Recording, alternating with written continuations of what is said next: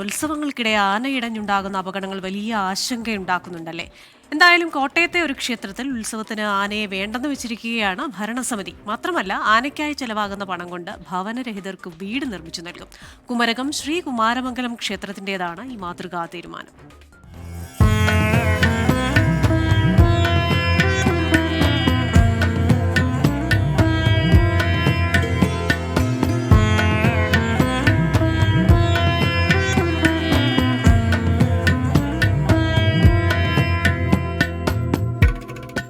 ശ്രീ കുമാരമംഗലം ക്ഷേത്രത്തിൽ ഇത് ഉത്സവകാലമാണ്.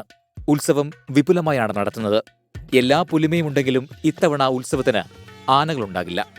ആനകളെ ഇനി മുതൽ ഉത്സവത്തിന് ഉപയോഗിക്കേണ്ടതില്ലെന്നാണ് ദേവസ്വത്തിന്റെ തീരുമാനം.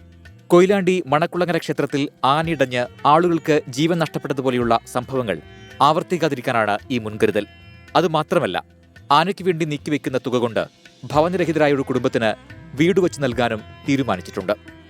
അതിന് ഒഴിവാക്കുന്ന ഫണ്ട് നമ്മൾ ഒരു പാവപ്പെട്ട ആളിന് വീട് വെച്ച് കൊടുക്കുന്നതിനായി ഉപയോഗിക്കാൻ തീരുമാനിച്ചിട്ടുണ്ട്. നമ്മളുടെ കുമരകത്തെ 4 ശാഖയിൽപ്പെട്ട അംഗങ്ങൾക്കായിരിക്കും അത് കൊടുക്കുന്നത്. അങ്ങനെ ഒരു നല്ല കാര്യത്തിന് വേണ്ടി അത് ചിലവഴിക്കുവാനായിട്ടാണ് ദേവസ്വം കമ്മിറ്റി തീരുമാനിച്ചിരിക്കുന്നത്. തങ്കരഥമുള്ള കേരളത്തിലെ ഏക ക്ഷേത്രമാണ് ശ്രീകുമാരമംഗലം. അതിനാൽ ക്ഷേത്രചടങ്ങിന്റെ ഭാഗമായുള്ള എഴുന്നള്ളത്തിന് ആന അവിഭാജ്യ ഘടകമല്ലെന്നാണ് ഭാരവാഹികൾ പറയുന്നത്. ആനയെ ഒഴിവാക്കിയത് മാത്രമല്ല, ഷർട്ട് ധരിച്ച് ക്ഷേത്രദർശനം നടത്താമെന്നും നേരത്തെ ഇവിടെ പ്രാവർത്തികമാക്കിയിരുന്നു. ഈ വർഷം ഒരുപാട് പുതുമകൾ ഉണ്ട്.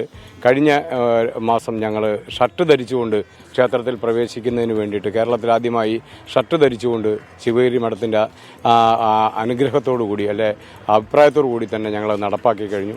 ഇപ്പോൾ ക്ഷേത്രത്തിൽ പുരുഷന്മാർക്ക് ഷർട്ട് ധരിച്ചുകൊണ്ട് പ്രവേശിക്കാനുള്ള അനുവാദം കൊടുത്തിട്ടുണ്ട്. അതോടൊപ്പം തന്നെ ആനയെ ഒഴിവാക്കിക്കൊണ്ടുള്ള ഒരു ഉത്സവമാണ് ആദ്യമായി ഇവിടെ അരങ്ങേറുന്നത്. ആനയ്ക്ക് വേണ്ടി മാറ്റിവെക്കുന്ന പാട്ടത്തുക കൊണ്ട് മാത്രം വീട് നിർമ്മാണം നടത്താൻ സാധിക്കാത്തതിനാൽ സുമനസ്സുകളുടെ സഹായവും തേടുന്നുണ്ട്. ആദ്യ സംഭാവനയായി ദേവസ്വം സെക്രട്ടറി 50,000 രൂപ നൽകി. 4 അംഗശാഖകളിൽ ഉൾപ്പെട്ട ഏറ്റവും നിർധനനായ ശാഖാംഗത്തിന് ഒരു വീട് നൽകുന്നതാണ് പദ്ധതി. നറുക്കെടുപ്പിലൂടെയാകും ഒരു കുടുംബത്തെ തിരഞ്ഞെടുക്കുക. 24 കോട്ടയം.